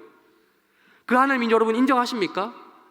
하나님이 너무 거룩하신 분이라서 감히 복수라고 하는 그 개인적인 원한의 그 영역에 끼워넣기 민망하십니까? 아니에요. 하나님, 여러분이 분노하는 그 자리에 여러분이 분노하지 마시고, 여러분이 너무나 화가 나고 억울해서 내 손으로 짓밟아야 속이 시원할 것 같은 그 상황, 그 영역조차도 누구에게 맡겨드리라고요? 하나님께 맡겨드리라고. 하나님께 이 상황을 제어해달라고 맡기는 것입니다. 내 분노가 아니라 하나님의 분노를 어떻게 해달라고 하는 것이죠. 바울은 20절에서 원수 갚는 것이 하나님께만 있다라고 이야기하지 않고 잠언 25장 말씀을 이용해 이렇게 말씀하고 있죠. 우리가 방금 읽었습니다. 내 원수가 줄이거든 뭐하라? 먹이고 목마르거든 뭐하라? 마시게 하라. 여러분, 먹는 거 준 거, 우리 애기들 보면 압니다. 먹는 거 준다는 것은 가장 훌륭한 거예요. 가장 좋은 걸 대접한다는 거. 우리 애기들 먹을 거 줍니까? 아빠, 심지어 자기 부모님한테도 자기가 먹던 거 안 줍니다. 그만큼 소중하다는 거죠. 먹이고 마시게 한다, 생명을 유지시켜 준다는 대표적인 표현이죠. 원수에게 이런 식으로 잘해준다? 가능하냐라는 거. 이렇게 해야 된다는 것이죠. 14절에서 말해도 구체적인 축복의 실행인 것입니다. 숯불을 머리에 놓는다는 표현은 무엇일까요? 이걸 그냥 문자적으로 읽으면 다 태워버려, 고통스럽게 먹여야겠다, 뭐 이런 뜻으로 보일 수 있지만 그런 부정적인 의미가 아닙니다. 따뜻하게 데워줌으로써 은혜를 베푸는 그런 구약 성경의 적인 그런 언어입니다. 언어 표현입니다. 바울은 잘 알고 있었습니다. 하나님께서 잘 알고 계셨어요. 인간은 가만히 있으면 안 된다. 그냥 소극적으로 원수 안 갚아야지 하면은 인간은 안 되는 거예요. 인간은 가만히 있으면 안 되고, 역설적인 방식이긴 하지만 오히려 그렇게 적극적으로 행동함으로써 하나님의 개입을 바라는 거라는 거예요. 그렇게까지 해봤냐는 거예요. 세상 모든 사람들은 복수를 못해서 안달이 났는데 너만은 그 반대로 해보라는 거죠. 내 원수였던 네가 십자가 사랑을 경험했다고, 그래서 변했다고 한 네가 한번 그렇게 해봐라는 거죠. 그리고 이 상황 가운데서 내가 어떻게 개입할지 한번 두고 보라는 거예요. 이것이 바로 성경적인 복수의 방식이다라는 겁니다. 설교를 정리하면서 21절 읽겠습니다. 우리 21절 다 같이 읽겠습니다. 시작. 악에게 지지 말고 선으로 악을 이기라. 아멘. 다시 한번 말씀드립니다. 성경은 복수라는 개념을 부정하는 것이 아닙니다. 현실을 무시하지 않습니다. 그냥 착하게 살아, 네가 좀 참어, 이런 이야기를 하지 않습니다. 더 큰 원리를 제시합니다. 거기에 가장 너보다 훨씬 더 객관적이고 심판자이시며 중재자이신 하나님을 말합니다. 하나님께 복수를 맡기라는 겁니다. 그리고 우리의 손으로 할 복수는 없다고 합니다. 있다면 그건 선으로 악을 이기는 방식밖에 없다라고 하십니다. 여러분, 역사를 보시고 주변을 보시고 자신을 보십시오. 복수의 끝이 있습니까? 네, 없습니다. 예수 십자가로부터 시작된 기독교가 제시하는 방식이 무엇이었습니까? 21절에서처럼 선으로 악을 이기는 방식 아니었습니까? 예수님이 십자가를 지시지 않고 자기를 십자가를 못 박으려고 했던 모든 로마 군인들 십자가에 못 박아버렸다 이러고 그게 끝났겠어요? 그러면? 아니죠. 네.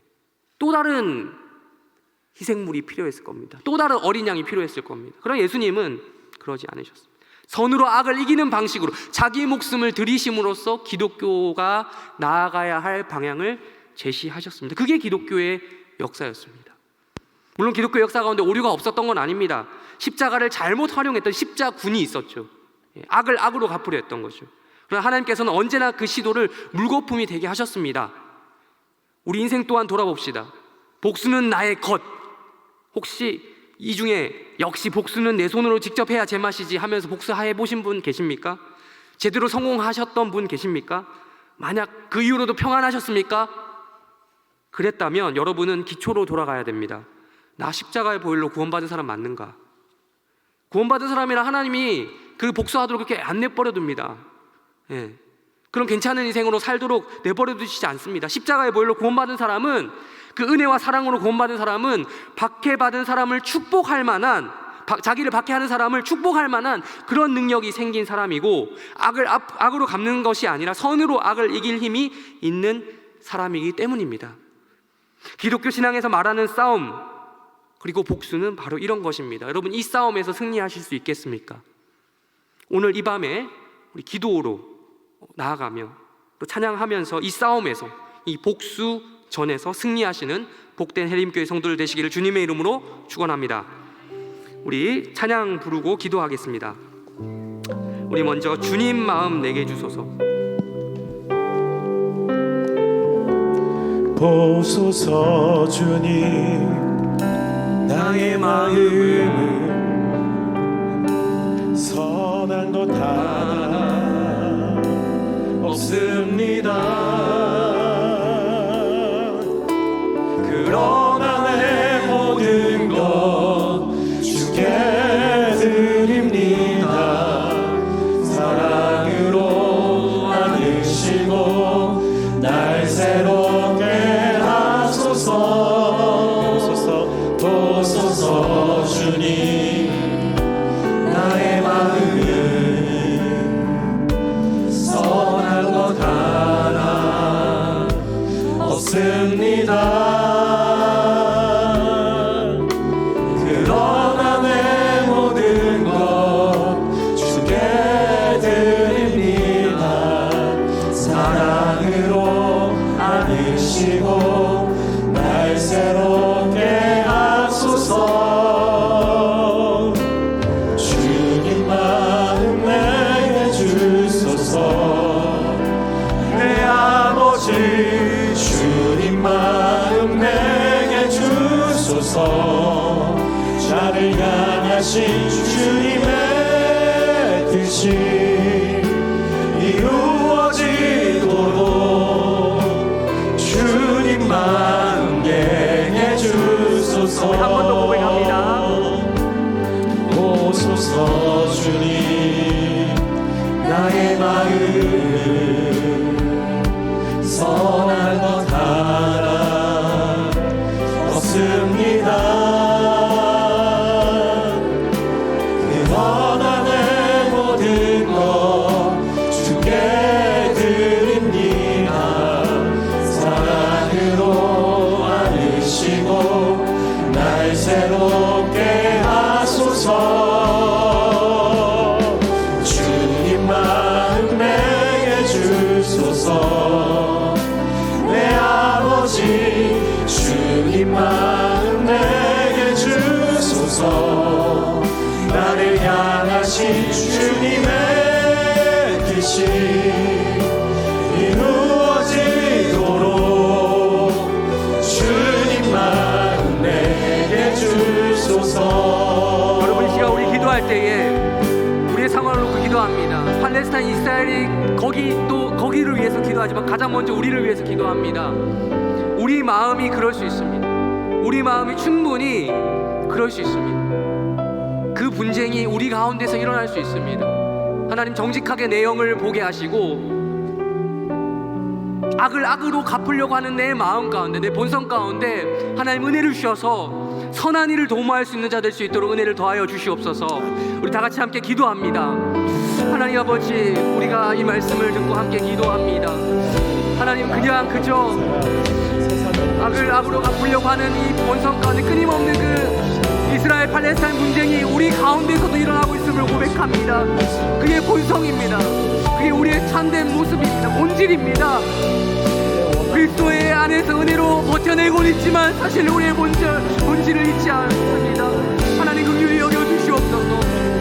하나님 아버지 긍휼히 여겨주셔서 우리 안에 역사하여 주셔서 악을 악으로 갚으려고 하는 우리의 마음을 비추어주시고 성령으로 말씀으로 비춰주셨을 때에 내 마음 가운데 정말 주변 사람과 가까운 사람부터 먼 사람까지 내가 정말 그런 되지도 않는 나의 그 착한 마음으로 다가가려고 했던 나의 착한 그 기본적인 성공을 가능하다고 생각했던 착각으로 벗어나게 하여 주시옵소서. 거기서 벗어나서 하나님 아버지 은혜를 주셔서 악을 악으로 갚지 않는 것, 물론 그것이 가장 먼저 우선돼야 되며 먼저 나아가서 모든 사람에게 선한 일을 도모할 수 있는 자 될 수 있도록 도와주시옵소서. 하나님 아버지 은혜를 주셔서 할 수 있거든 너희로서 우리가 할 수 없습니다. 모든 사람과 더불어 하나님의 말씀을 우리가 지킬 수 있는, 바울의 교훈을 지킬 수 있는 자 될 수 있도록 도와주시옵소서. 하나님 아버지 은혜를 베풀어 주시고 우리 가운데 역사해 주시고 하나님 은혜로 나아갈 수 있도록 주님 도와주시옵소서. 주님 함께 하시옵소서. 우리 안에 정말 악을 악으로 갚지 않고 그 모든 사람의 선한 일을 도모한다는 이 말씀의 그 깊이와 진리를 우리 실생활 가운데서 시시때때로 느끼고 있사오니 주님, 나의 모난 이 성격과 아니 나의 이 모난 그런 것들을 지킬 수 있는 주님의 은혜를 내가 죽으면 되는데 내가 죽지 않으려고 합니다. 내가 그저 당하면 되는데, 내가 그저 밖에 나가면 되는데 이걸 내가 자꾸 거부합니다. 하나님 아버지 불쌍히 여기시고 내 세상을 보게 하시는 것을 그치는 것이 아니라 그리스도의 십자가까지 나아가게 하여 주시옵소서. 주님, 그리스도의 십자가까지 나아가 주의 그 사랑의 은혜를 받았던 그 기억으로 다시 한번 돌아가 주님의 그 십자가가 나를 용서했습니다. 주님의 그 십자가가 나를 모든 것을 내가 그것을 인정하지 못하고 여전히 살아 숨지는 데 나아가 하나님 아버지, 가장 작은 딸이 가정에서조차 그것이 나타나지 않으며 하나님 아버지 희생과 나보다 어린 나보다 약한 그 존재로 돌아보지 못하는 하나님 그런 것들이 있음을 고백합니다. 희생과 헌신을 거부하는 나의 그런 포장된 모습이 있습니다. 주여 불쌍히 여겨주시고 은혜를 여겨주시옵소서. 하나님 아버지 은혜를 주시고 정말 선한 일을 도모할 수 있도록 도와주시옵소서. 주님 은혜를 여겨주시옵소서. 하나님 아버지 주님 역사에 우리 안에 선한 마음 나를 향하신 주님의 내 것을 잃지 않는 것을 은혜를 베풀어 주시고 주님 아버지 도와주시고 주님 역사에 악을 갚지 않고 모든 사람의 선한 일을 도모할 수 있는 자를 주님 도와주시옵소서. 이곳에 하나님 주님 도와주시고 나의 말씀 앞에 나아갑니다. 또 모든 사람과 주소서 이렇게 사랑을 받고 사랑을 주님의 뜻이 이루어지도록 주님만 내게 주소서. 우리 한 가지 더 기도합니다. 말씀을 놓고 또 한 가지 더 기도합니다. 모든 사람과 더불어 화목하라고 하셨습니다. 화평을 말합니다. 평화를 말합니다. 우리 기독교인으로 사랑을 말합니다. 그러나 우리의 조금만 본질을 들여다보면 가정에서조차 우리 주변에서조차 뭐 다른 사람 모르는 사람 말고요, 거기서도 뭐 가장 작은 단위조차 화목, 평화 이런 걸 얘기하지만 그런 것이 없음을 봅니다. 진짜 사랑이 있습니까? 물론 사랑하는 척 할 수 있죠. 그러나 정말 내어주는 희생과 헌신, 예수님이 말하는 그 복음에서 말하는 그 사랑과 헌신이 있습니까? 쉽지 않음을 압니다. 정말 우리 이 시간 고백할 때, 기도할 때 하나님 정말 아이러니한 상황, 이스라엘 팔레스타인 가운데 평화를 이야기하지만 그리 샬롬을 이야기하고 살룸을 이야기하지만 평화가 없는 그 땅 가운데 평화가 없는 것처럼 우리 가운데 하나님 사랑을 그렇게 이야기하지만 우리 교회 가운데 우리 가정 가운데 진짜 사랑이 있게 하여 주시옵소서. 참된 사랑이 우리 가운데 넘칠 수 있도록 예수의 그 사랑으로부터 흘러나온 그 사랑이 있게 하여 주시옵소서. 우리 다 같이 함께 기도합니다. 하나님 아버지 주님 은혜를 베풀어 주시옵소서.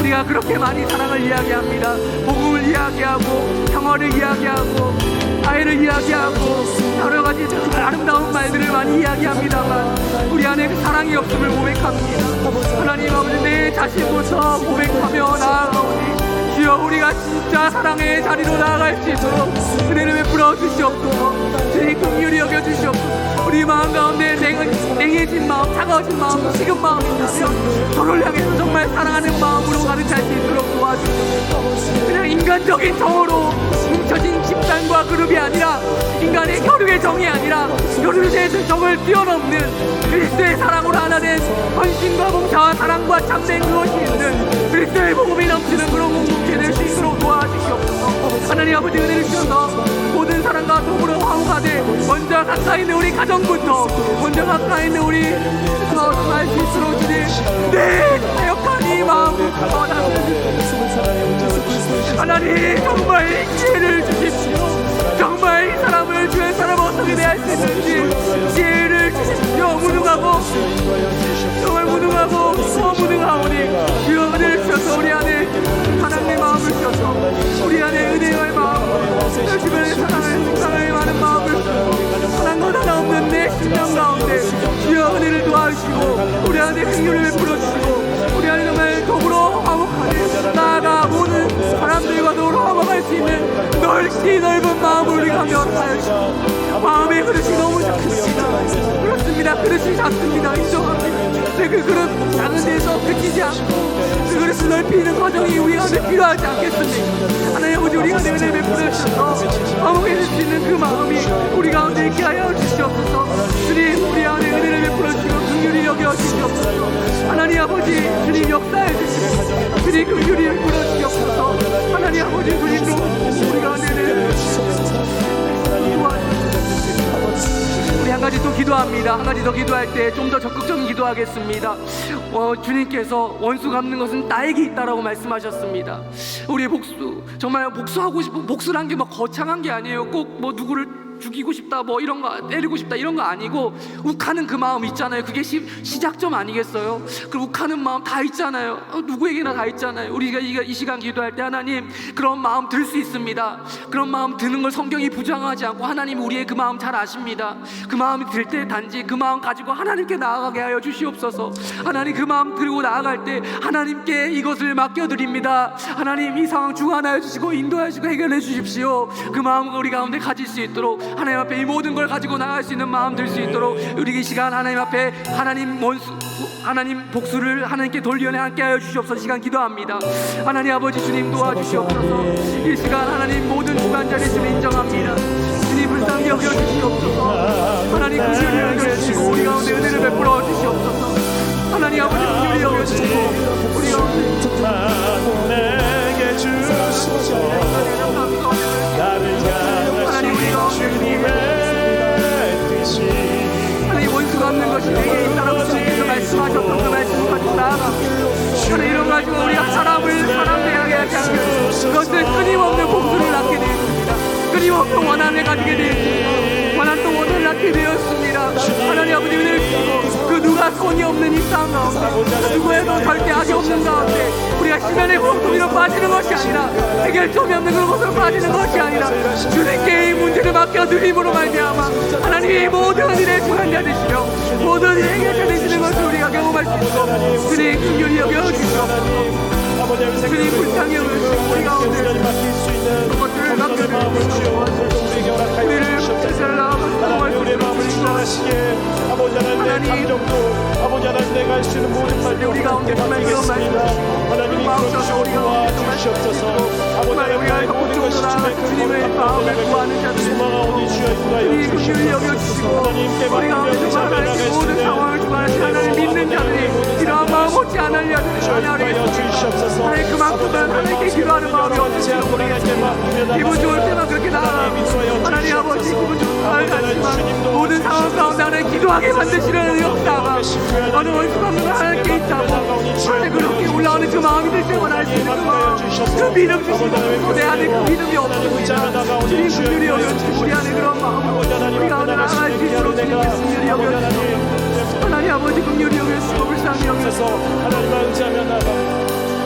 우리 마지막으로 말씀을 놓고는 마지막으로 기도합니다. 말씀을 놓고는 마지막으로 기도할 때에 하나님 우리 가운데 박해하는 자를 축복할 수 있는 믿음을 주십시오. 박해하는 자를 축복할 수 있는 믿음. 우리를 괴롭히는 수많은 주변에 사람들이 있잖아요. 그런 사람들을 우리가 적극적으로 나아가 축복할 수 있도록 원수 갚는 것이 하나님께 속하였다는 우리 기도를 했으니까 이제는 그들을 정말 내가 구원받은 그 은혜 생각하면 나도 하나님의 한때 원수였잖아요. 내가 예수님을 박해했던 사람이잖아요. 지금도 가끔씩 그럴 때 있잖아요. 그거 생각하면 내가 주변 사람을 축복하지 않을 수 없습니다. 내가 정말 축복의 통로가 되겠습니다. 하나님 도와주시고 역사하여 주시옵소서. 우리 마지막으로 말씀을 놓고는 마지막으로 기도하겠습니다. 하나님 아버지 기도합니다. 하나님 우리 안에 주님 도와주시고 우리 안에 정말 악을 지지 않고 선으로 악을 이길 수 있도록 도와주시옵소서. 주님 긍휼히 여겨주시고 하나님 아버지 주님께서 역사해 주시고 말미암아 주님 우리를 베풀어 주시고 우리 가운데 역사해 주시고 우리가 정말 하나님 은혜를 베풀어 주시옵소서. 우리 안에 괴롭히는 수많은 것들이 있습니다. 꼭 박해라는 것이 종교적인 이유가 아니라 하더라도 수많은 이유로 우리를 괴롭히고 힘들게 하고 예수 제대로 믿지 못하게 하는 수많은 요소들이 있습니다. 그것이 다 박해 아니겠습니까? 주님 은혜를 베풀어 주셔서 우리 안에 정말 박해하게 만드는 그런 것들 가운데 주님께서 은혜를 베풀어 주시고 우리 안에 정말 주님 역사하여 주셔서 정말 주님께서 역사하시고 말미암아 우리 안에 정말 박해하는 자들을 향해서 축복을 할 수 있는 그런 믿음 강대한 믿음 주여 주셔서 우리 안에 역사하여 주시옵소서. 주님 은혜를 베풀어 주시옵소서. 예수의 보혈로 그대는 지키어 있는가 마음속에 여러 가지 죄악이 깨끗이 씻기어 있는가 예수의 보혈로 그대는 씻기어 있는가 마음속에 여러 가지 죄악 깨끗이 씻기어 있는가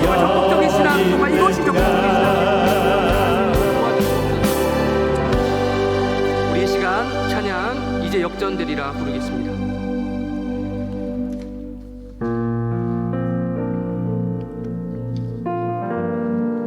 기도를 멈추지 마라.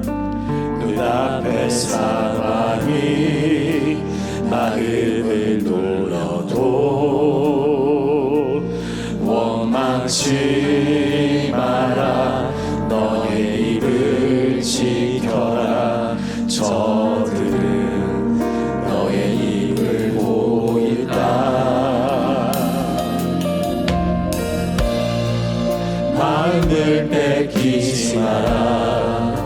내가 널 도우지 않는단 소리에 너의 모든 게 불리해도 너는 기도를 계속해라. 너 기도를 멈추지 마라. 내가 너의 그 모든 상황을 바로 역전시키니 너 기도를 멈추지 마라. 내가 잠시도 쉬지 않고 모든 걸 지켜보고 있으니 바로 역전되리라. 우리 시간 기도할 때 이어서 이스라엘과 팔레스타인을 놓고 기도합니다. 열방을 놓고 기도합니다. 이스라엘 팔레스타인뿐만 아니라 갖은 처처에서 전쟁의 소식이 들려오고 있습니다. 이 시간 기도할 때 하나님 이런 상황 좀 바꾸어 주십시오. 역전시켜 주시옵소서. 하나님 우리가 기도하겠사오니 우리는 할 게 기도밖에 없사오니 주님 은혜를 주셔서 이런 상황 가운데 어서 빨리 평화를 주시고 진짜 평화가 오게 하셔서 우리 이것이 다 연결된다고 아까 말씀드렸던 것처럼 우리 상황도 안정되고 더욱더 주님의 영광을 노래할 수 있는 그 순간까지 가게 하여 주시옵소서. 우리 다 같이 함께 이 나라를 위해서 나아가 이스라엘과 팔레스타인 국제 정세를 위해서 우리 다 같이 함께 기도합니다. 하나님 아버지 주님 은혜를 베풀어 주시옵소서. 여러 가지 우리가 기도할 것이 있습니다. 평화롭지 없는 우리의 상황들이 있습니다. 이 땅을 놓고 기도합니다. 주님께서 은혜를 베풀어 주시고 저희 대한민국과 열방 가운데 주님의 그 은혜를 간절히 구하오니 주님 역사하여 주시옵소서. 정말 이 우리나라도 이 물가와 여러 가지 직접적인 영향을 받지 않을 수 없는 상황 가운데 있습니다. 갈수록 살기가 어렵다고 합니다. 실제로 어렵습니다. 우리의 살림과 가게뿐만 아니라 우리 주변에 실제적으로 먹고 벌먹고 힘든 그런 상황들이 이어질 수 얼마든지 있을 수 있습니다. 정말 잘못하면 이 전쟁의 화마가 우리로까지도 덮일 수 있습니다. 주님 도와주셔서 6.25 전쟁 끝난 지 70년밖에 되지 않는 인생 가운데 이 나라 가운데 주님 은혜와 긍휼을 베풀어 주셔서 그 어느 때보다도 한반도 안보가 위기 가운데 몰려되고 있는 가운데 주님 역사하여 주시고 은혜를 베풀어 주시고 역사하여 주시옵소서. 주님 정말 이 대한민국과 온 열방 가운데 이스라엘과 팔레스타인 가운데 러시아와 우크라이나 가운데 정말 계속해서 전쟁 가운데 주님 은혜를 주셔서 굳이 싸우려 하지 아니하고 주님의 방법으로 그리스도의 주신 그 사랑의 은혜로 풍만이 답이라는 사실을 가지고 나아가 주 예수 그리스도 안에서 사라질 수 있도록 주님 역사에 주시옵소서. 정말 이 상황이 정말 시급합니다.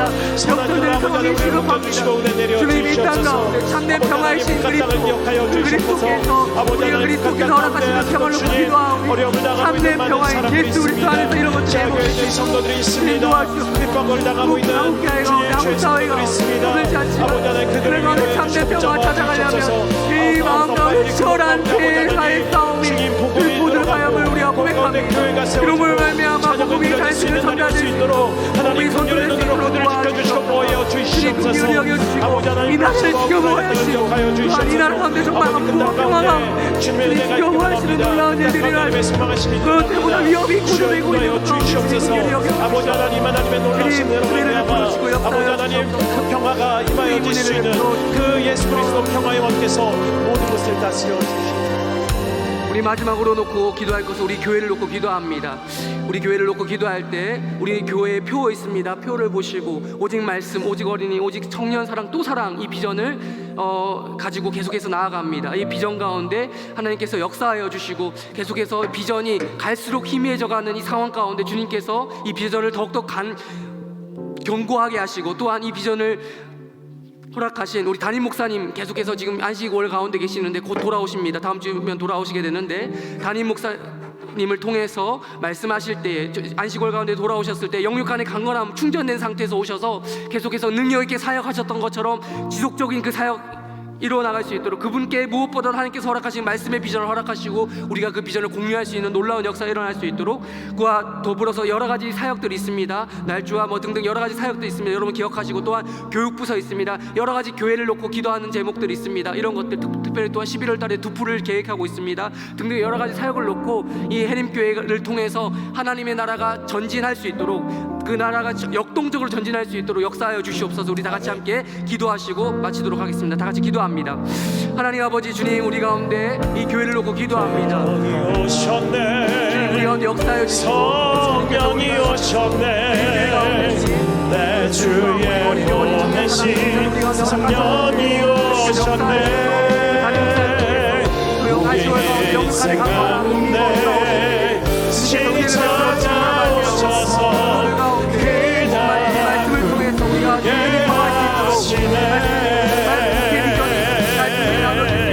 성령이 오셨네. 성령이 오셨네. 내 주의 보내신 성령이 오셨네. 주의 베풀어 주시옵소서. 생각네 신이 찾아오셔서 이 교회를 통해서 하나님께서 이 하나님 사 지역 가운데 세우시며 이와 목소리 하나님 아버지 우리가 은혜를 베풀어 주시옵소서. 주님 땅 가운데 교회를 세워주심에 감사합니다. 이 교회를 통해서 아버지 분명한 하나님 목소리 우리 애린 교회를 모든 통해서 교회가 목소리 아버지 하나님 지어지는 애린 교회가 성령의 역사가 성령 하나님의 그리고 성도들이 역사가 자신의 소속된 성령의 곳에 역사가 넘치는 모든 아버지의 교육부터 축복이 임하게 하여 영화부터 주시옵소서. 청량부에 이 이르기까지 땅에 선한 모든 빛이 되게 하여 부서가 주시옵소서. 자의 아버지 역할을 하나님 잘 애린 교회가 하나님 감당하여 앞에 같은 사역자와 부사들과 많은 교회가 모든 되게 하여 주시옵소서. 부사들과 생명이 있는 교회가 되게 하여 역사가 일어날 수 주시옵소서. 있도록 아버지 하나님 모든 부서의 예배 가운데 하나님 은혜가 넘치게 하여 주시옵고 아버지 하나님 부서의 예배 가운데 하나님 임재하여 주셔서 모든 많은 영혼들 기업들의 영혼들 지켜주시고 도하여 주시옵소서. 섬기는 모든 이들에게 아버지 하나님 정선한 마음으로 주를 섬기며 주를 나타내게 하여 주시옵소서. 아버지 하나님 무엇보다 잘 목사님 함께 하여 주셔서 영육간의 강건함으로 주의 말씀을 선포하며 가볍도록 주의 인도하여 주시옵소서. 안식월 가운데 아버지 하나님 영적으로 충만케 하여 주시옵고 아버지 하나님 주를 하실 수 있게 하는 은혜가 있게 하여 주시옵소서.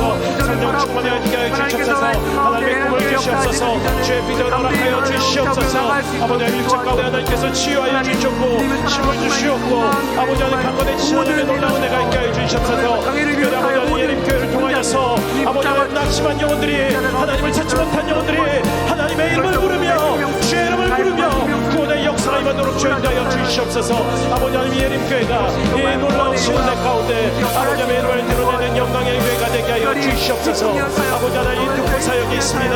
도망간 프로젝트를 계획하고 있습니다. 전적하는 이들에게 성령의 충만함을 주셨고 담대한 마음을 주셨고 기대하며 사모하는 마음을 주셨소서. 아버지 하나님 그 사역을 통하여서 아버지 하나님 북한을 붙게 하여 주셨고 중국 땅, 이 동남아시아를 붙게 하여 주시옵소서.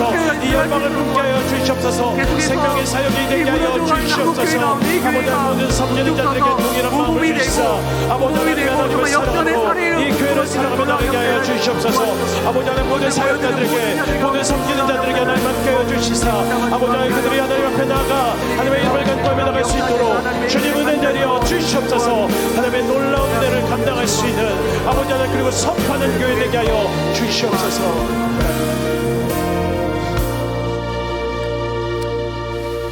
감사합니다. 주님, 오늘도 이렇게 금요기도에 나와서 기도하게 하시니 감사합니다. 이 기도를 들어주셨음을 믿습니다. 또한 이 기도의 힘으로 우리가 나아가 세상을 살아갈 때 또한 주일 예배 드릴 때에 많은 은혜 받게 하여 주시옵소서. 감사하며 예수님의 이름으로 기도합니다. 오늘도 예배 나오시면서 금요기도에 나오시면서 많은 성도들께서 하나님 앞에 각종 예물을 드리셨습니다. 우리 주기도문으로 예배를 마치고 각자 개인 기도 제목 가지고 기도하시다가 때가 되면 돌아가시기 바랍니다. 기도하겠습니다. 하늘에 계신 우리 아버지여, 이름이 거룩히 여김을 받으시오며 나라의 마옵시며 뜻이 하늘에서 이루어진 것 같이 땅에서도 이루어지이다. 오늘날 우리에게 일용할 양식을 주옵시고 우리가 우리에게 죄 지은 자를 사하여 준 것 같이 우리 죄를 사하여 주옵시고 우리를 시험에 들게 하지 마옵시고 다만 악에서 구하옵소서. 대개 나라와 권세와 영광이 아버지께 영원히 있사옵나이다. 아멘.